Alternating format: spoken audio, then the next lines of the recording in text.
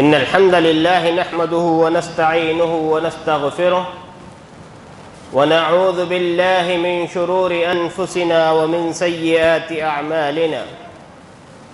من يهده الله فلا مضل له ومن يضلل فلا هادي له. وأشهد أن لا إله إلا الله وأشهد أن محمدًا عبده ورسوله. أما بعد فإن خير الحديث كتاب الله وخير الهدي هدي محمد صلى الله عليه وسلم وشر الأمور محدثاتها وكل محدثة بدعة وكل بدعة ضلالة وكل ضلالة في النار. فأعوذ بالله من الشيطان الرجيم. بسم الله الرحمن الرحيم. قال الله تبارك وتعالى: وما خلقت الجن والإنس إلا ليعبدون.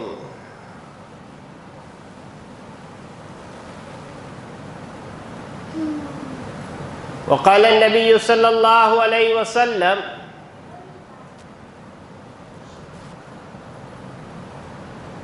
إن الله يقول: يا ابن آدم تفرغ لعبادتي أملأ صدرك غنى وأسد فقرك وإلا تفعل ملأت يدك شغلا ولم أسد فقرك. ہر قسم کی تعریف، بڑائی و بزرگی اس وحدہ لا شریک کے لیے سزاوار ہے جو ساری کائنات کا تنہا خالق و پالنہار ہے۔ درود و سلام و جناب محمد رسول اللہ صلی اللہ علیہ وسلم پر، جو تمام جہانوں کے لیے رحمت للعالمین بنا کر مبعوث کیے گئے اور آپ کی اطاعت و اتباع ہم پر فرض کی گئی۔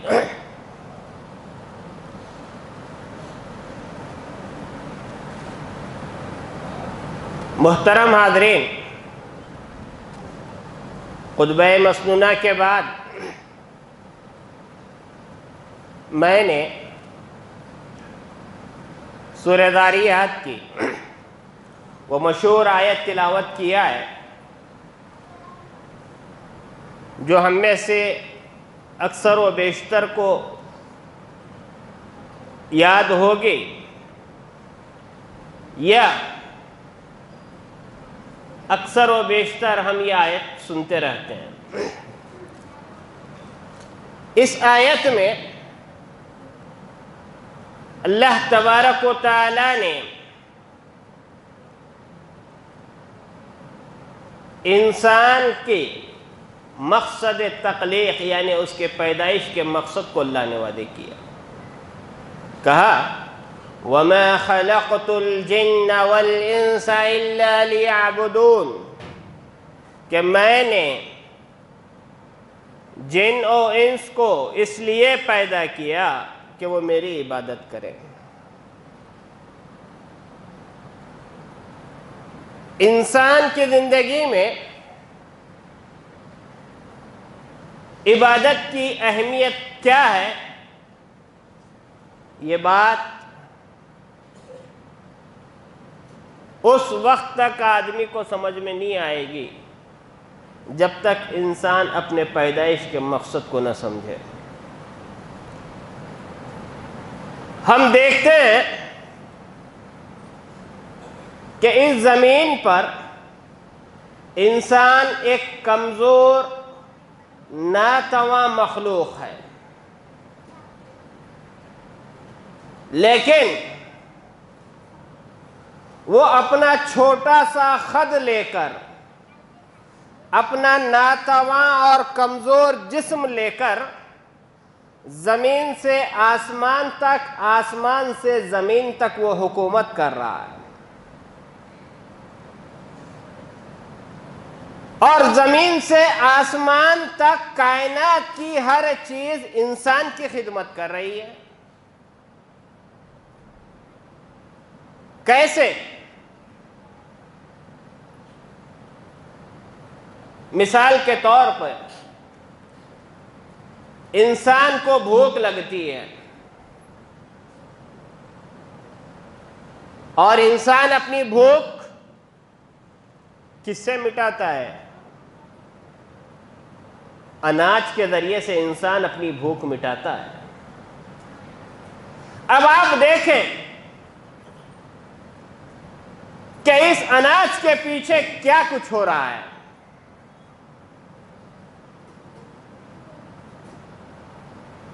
بیل ہے، جسامت میں انسان سے کئی گنا بڑا ہے، طاقت میں کئی گنا بڑا ہے، لیکن یہ بیل انسان کے سامنے گردن جھکا کر زمین کو ہموار کرنے کے لیے راضی ہو جاتا ہے۔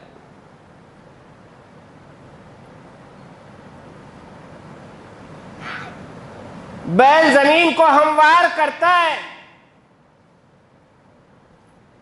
کسان اس کے اندر بیج ڈالتا ہے اور زمین اپنی پوری قوت اور پوری طاقت اس بیج کو پھاڑنے کے لیے صرف کرتی ہے، اور جب پانی کی ضرورت ہوتی ہے تو آسمان اپنی پوری پونجی جو ہے زمین کے اوپر نچھاور کر دیتا ہے، تب جا کر ایک چھوٹا سا کمپل، ایک چھوٹا سا پودا اس کے ذریعے سے نکلتا ہے، اور جب یہ پودا نکلتا ہے اس کو دھوپ کی ضرورت ہوتی ہے تو سورج اپنی کرنوں کی دولت جو ہے اس پودے پہ لٹا دیتا ہے، اور ہوا کی ضرورت ہوتی ہے، اللہ تعالی ہوائیں چلا کر اس درخت کو پودا بنا دیتا ہے، تب جا کر انسان کی بھوک مٹتی ہے۔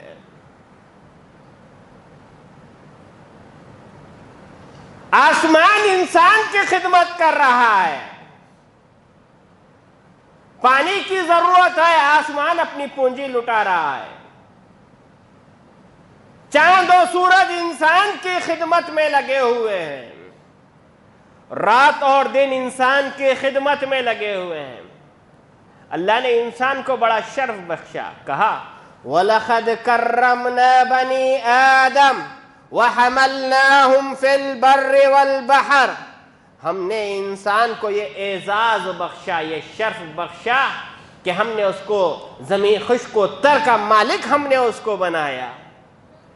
آخر انسان کے اندر وہ کون سی خوبی ہے، انسان کے اندر وہ کون سی کوالٹی ہے، انسان کے اندر وہ کیا چیز ہے کہ زمین سے آسمان تک، آسمان سے زمین تک ہر چیز انسان کی خدمت کر رہی ہے، انسان کی خدمت میں لگی ہوئی ہے۔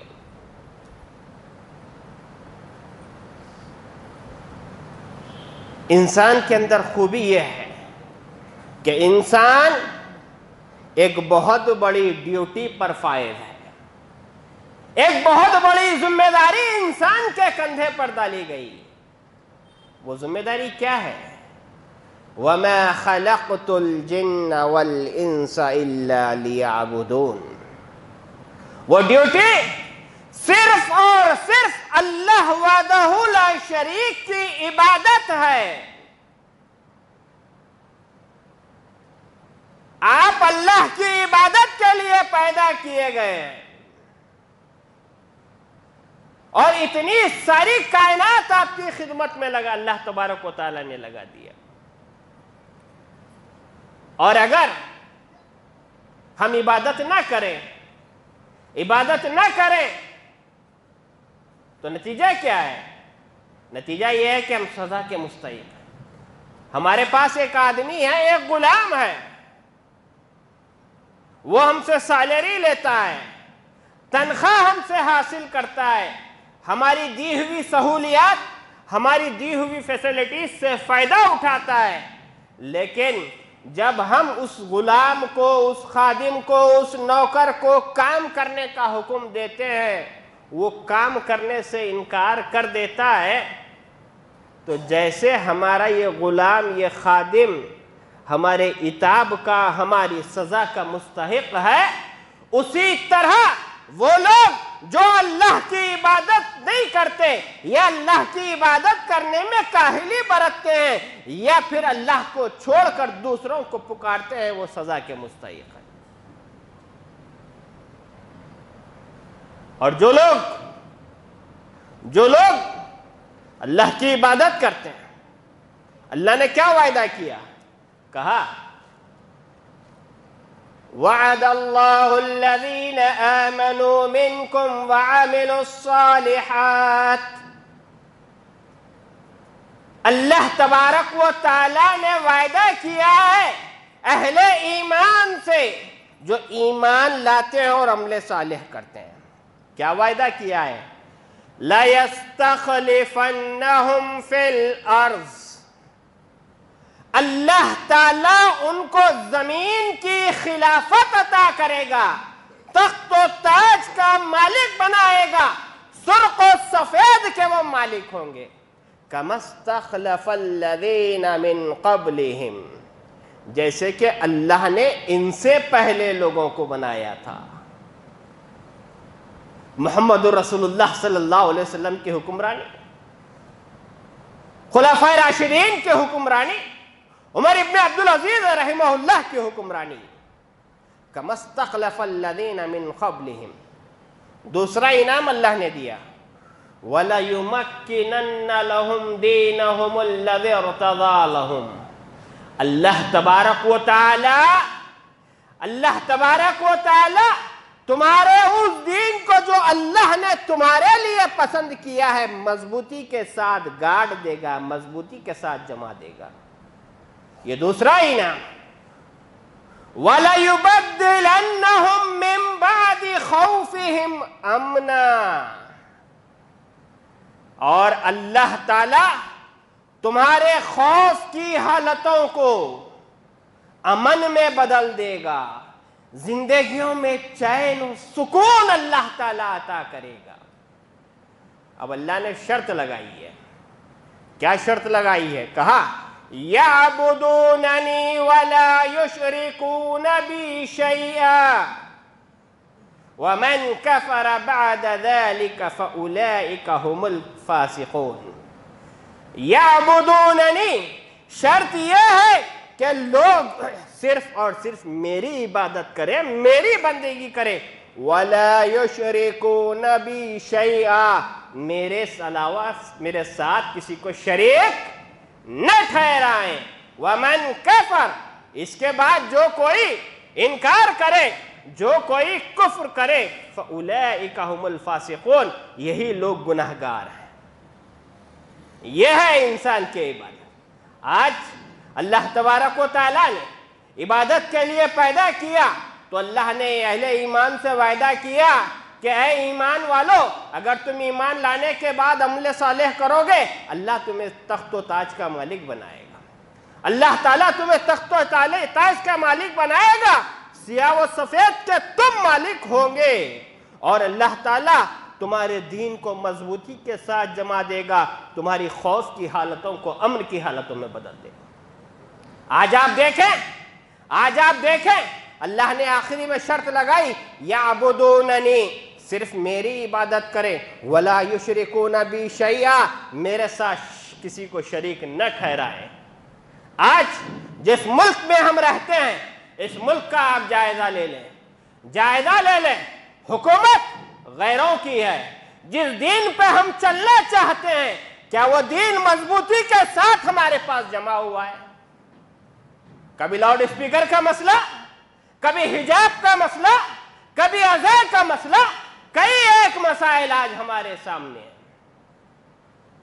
اور اللہ نے وعدہ کیا وَلَيُبَدِّلَنَّهُم مِّن بَعْدِ خَوْفِهِمْ أَمْنًا، اللہ تمہاری خوف کی حالت کو امن کی حالت میں چینج کر دے گا، ان کی حالت میں بدلے گا۔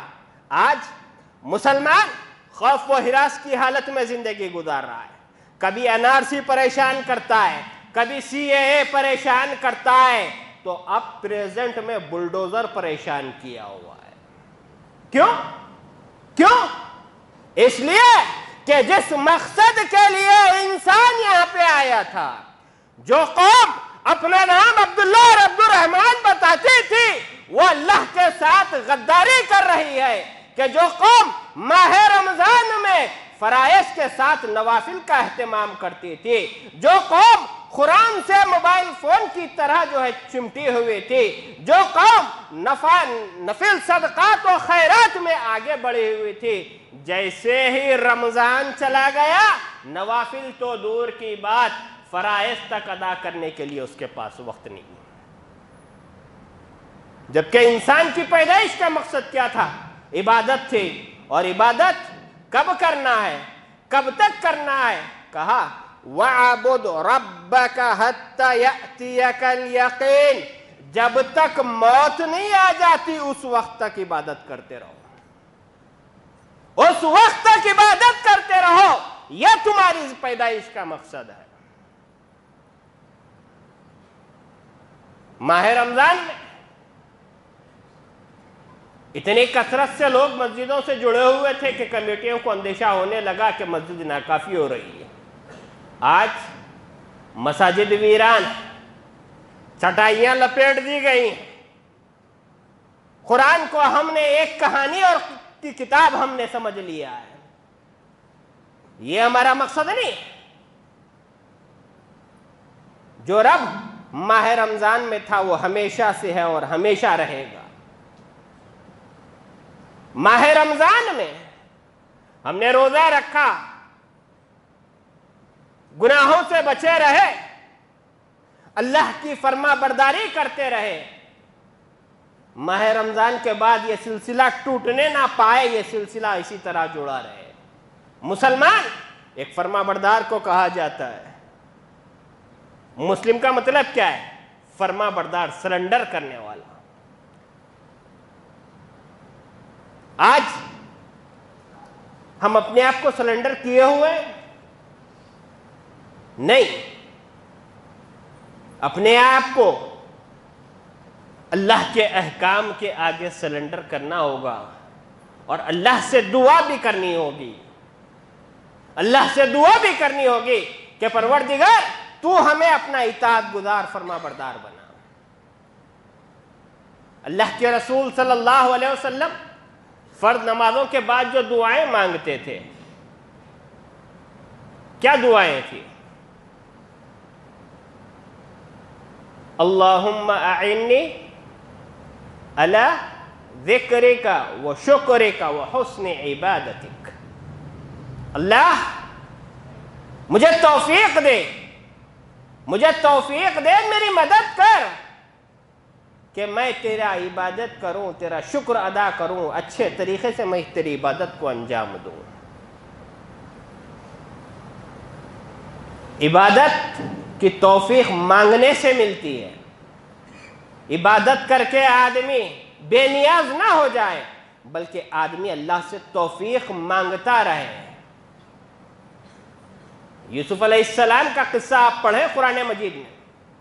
یوسف علیہ السلام کے سر پر اللہ تبارک و تعالیٰ نے نبوت کا تاج رکھا، اس سے بڑا اعزاز دنیا میں نہ تھا، نہ ہے، نہ ہو سکتا۔ لیکن اس کے باوجود یوسف علیہ السلام نے جو دعا کی، بڑی پیاری دعا ہے، ہو سکے تو اس کو یاد کر لینا۔ کہا ربی قد آتیتنی من الملک وعلمتنی من تأویل الاحادیث فاطر السماوات والارض توفنی مسلما والحقنی بالصالحین۔ اللہ تو نے مجھے سلطنت عطا کیا، بادشاہت عطا کی، خواب کی تعبیر کا علم، لوگوں کی باتوں کی سمجھ کا علم اللہ تو نے مجھے عطا کیا۔ فاطر السماوات والارض،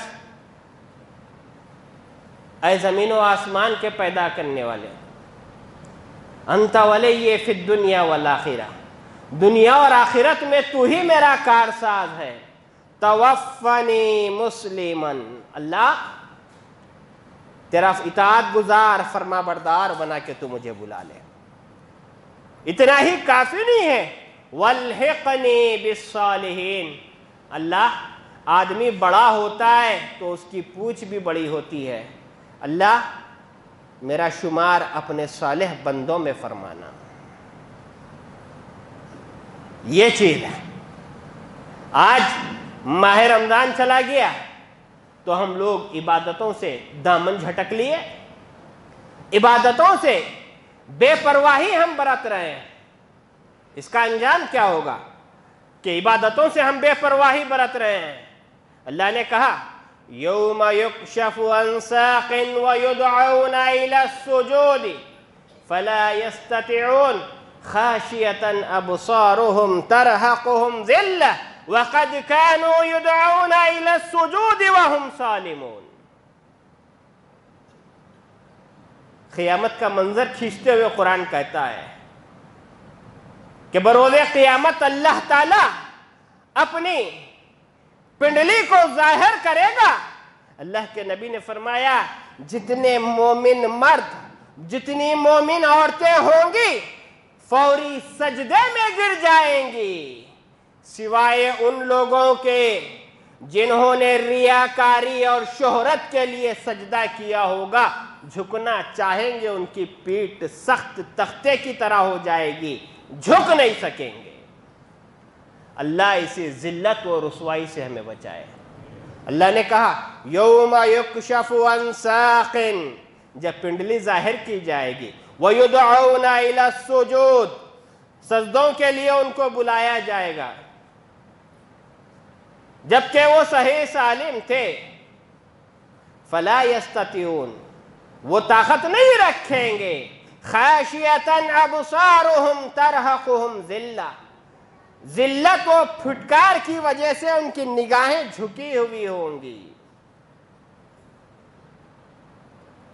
یہ انجام آخرت میں ہونے والا ہے۔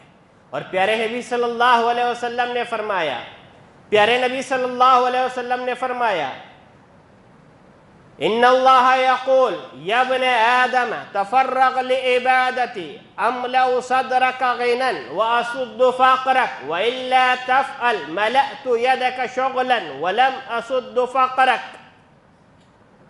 کہا اللہ تعالیٰ کہتا ہے کہ اے ابن آدم تو میری عبادت کے لیے اپنے آپ کو فارغ کر،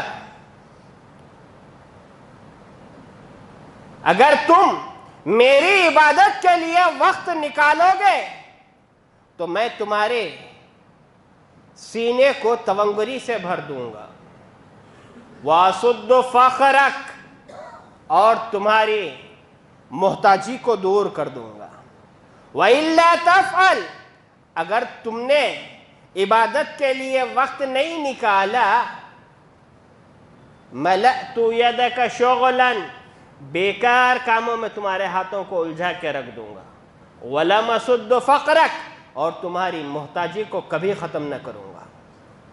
آج کیا ہے؟ آدمی کو اللہ نے صحت دیا ہے، سہولتیں دیا ہے، اچھی زندگی اللہ نے دیا ہے، آدمی کے پاس کرکٹ دیکھنے کے لیے وقت ہے، گیم کھیلنے کے لیے وقت ہے، آنکھیں سیکنے کے لیے وقت ہے، وقت نہیں ہے نماز کے لیے، وقت نہیں ہے نماز کے لیے، آدمی کے پاس وقت نہیں ہے۔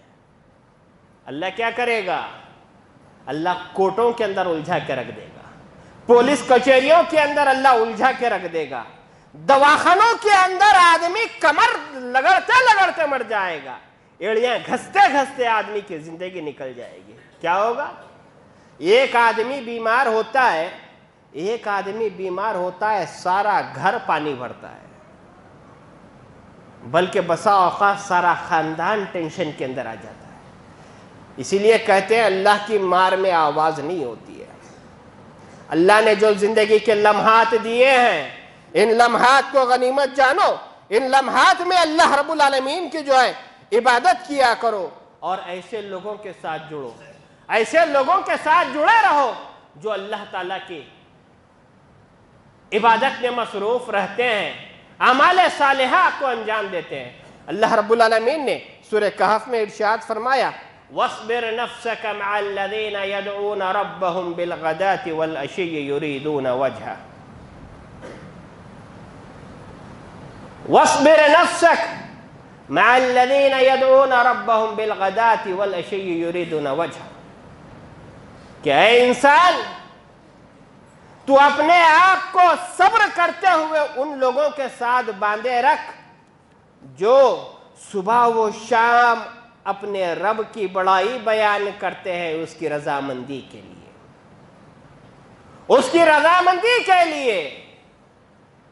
اور وَلَا تُطِعْ مَنْ أَغْفَلْنَا قَلْبَهُ عَنْ ذِكْرِنَا، اور اس آدمی کی اطاعت و اتباع نہ کرنا جو ہماری یاد سے غافل ہو چکا ہے، جس کو ہم نے غافل کر دیا ہے ہمارے ذکر سے، اور وہ حد سے زیادہ کاموں میں آگے بڑھ گیا ہے، بہرا روی کا طریقہ اختیار کیا ہے۔ ماہ رمضان آتا ہے، لوگ ایک دوسرے سے جڑتے ہیں، ایک دوسرے سے دینی سوالات کرتے ہیں۔ صحابہ کرام کی یہی خوبی تھی کہ صحابہ کرام جب آپس میں ملتے تو کہتے تعال نؤمن بنا ساعتن، کہ آؤ ہم کچھ دیر مل بیٹھے اور اپنے ایمان کو تازہ کریں۔ آج انسان کو عبادت سے روکنے والی چیز کیا ہے؟ عبادت سے روکنے والی چیزوں میں سے وہ صحبت ہے، صحبت ہے۔ آج جیسی ہم صحبت اختیار کریں گے اسی کا سایہ ہم پہ پڑے گا، اسی کے رستے پر ہم چلیں گے۔ اللہ نے کہہ دیا وَلَا تُطِعْ مَنْ أَغْفَلْنَا قَلْبَهُ عَنْ ذِكْرِنَا، کہ جس کو ہم نے اپنے ذکر سے غافل کر دیا ہے اس کے اطاعت نہ کرنا، اس کی پیروی نہ کرنا۔ یہ تمہیں مقصد پیدائش سے ہٹا دیں گے۔ اور ماہ رمضان میں ہم نے عبادت کیا، آپ دیکھیں کہ آدمی، سخت گرمی کا موسم تھا، کڑاکے کی گرمی ہے، لیکن آدمی بھوکا پیاسا رہ رہا ہے۔ کیوں رہ رہا ہے؟ کیوں رہ رہا ہے؟ حالانکہ دیکھیں ایک ایسی جگہ آدمی روزہ رہتا ہے جہاں اسے کوئی دیکھنے والا نہیں ہے، نہ کوئی کیمرے فٹ ہے، آدمی روزہ رہتا ہے، حلال چیزوں کو ترک کرتا ہے، حلال چیزوں کو ترک کرتا ہے۔ کھانا اس کے لیے حلال ہے مگر آدمی چھوڑتا ہے، پینا اس کے لیے حلال ہے، آدمی چھوڑتا ہے۔ کیوں چھوڑتا ہے؟ کیوں چھوڑتا ہے؟ کیمرے لگے ہوئے ہیں، بھائی محمد بھائی سہیل بھائی دیکھ لیں گے مسجد میں سے مجھے، میں نہیں کھاؤں گا، اس وجہ سے چھوڑتا ہے؟ نہیں، ایک ہی چیز ہوتی ہے آدمی کے دل، وہ اللہ کا ڈر ہے۔ اللہ کا ڈر ہے کہ آدمی برائیوں سے بچتا ہے، گالی گلوچ سے بچتا ہے، جھوٹ بولنے سے بچتا ہے، فریب کاری و مکاری سے آدمی بچتا ہے۔ کیوں؟ آدمی کے دل میں ایک احساس ہوتا ہے، احساس ہوتا ہے کہ مجھے اوپر والا دیکھ رہا ہے، اللہ کے پاس مجھے جواب دینا ہے۔ اللہ کے وجود کا احساس عام دنوں میں ہو یا نہ ہو یہ اور بات ہے، لیکن ماہ رمضان ایک انسان کو اللہ کے وجود کا احساس دلاتا ہے، اور یہی احساس آدمی کو برائیوں سے بھی روکتا ہے، یہی احساس آدمی کو جو اللہ نے حلال کیا ہے وہ چیزیں کھانے سے بھی روک کے رکھتا ہے۔ یہی احساس آدمی کا زندگی بھر ہے کہ اللہ کے وجود کا احساس آدمی کرے کہ مجھے اللہ دیکھ رہا ہے، اور یہ چیز آدمی اللہ تبارک و تعالیٰ سے مانگے۔ اللہ کے رسول صلی اللہ علیہ وسلم کی جو دعائیں ہیں ان میں سے اللہ کا ڈر، کیا مطلب ہے اللہ کے ڈر کا؟ آدمی اللہ سے ڈر کر کھانا چھوڑ دیا، پینا چھوڑ دیا۔ اللہ سے ڈرنے کا مطلب کیا ہے؟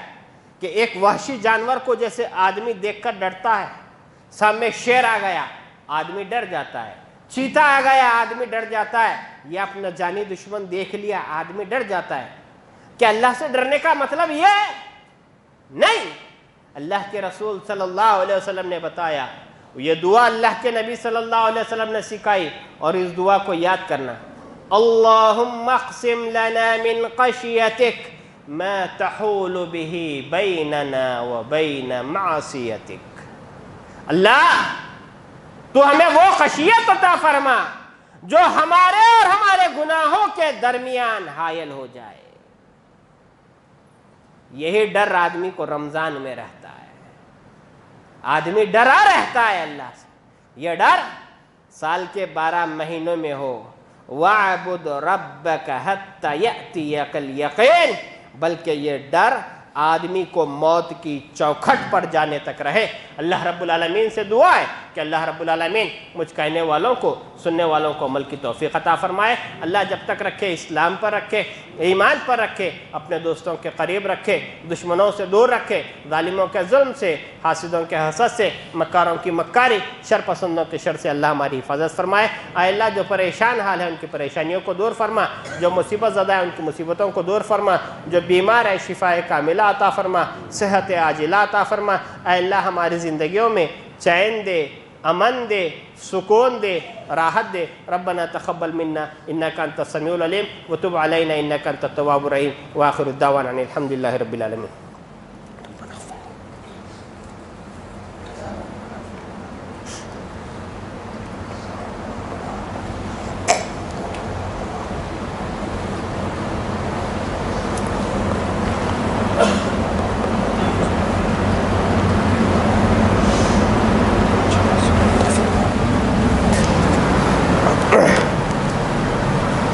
إن الحمد لله نحمده ونستعينه ونستغفره ونعوذ بالله من شرور أنفسنا ومن سيئات أعمالنا.